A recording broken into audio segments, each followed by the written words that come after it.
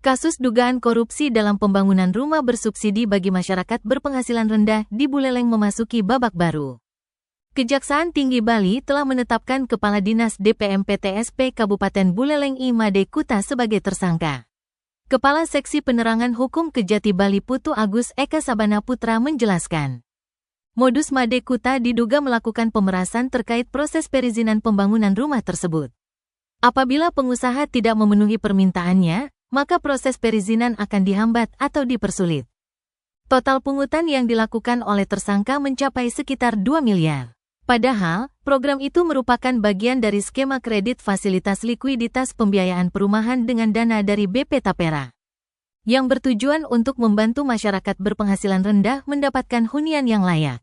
Saat didalami keterangannya, tersangka memberikan pengakuan mengejutkan bahwa alasannya melakukan tindak pidana tersebut untuk membiayai kebutuhan pemerintahan. Namun Eka mengatakan keterangan tersangka perlu selidiki lagi kebenarannya. Atas perbuatannya, Made Kuta dijerat dengan pasal 12 huruf E Jungto, pasal 18 Undang-Undang Nomor 31 Tahun 1999 tentang pemberantasan tindak pidana korupsi yang telah diubah dengan Undang-Undang Nomor 20 Tahun 2001.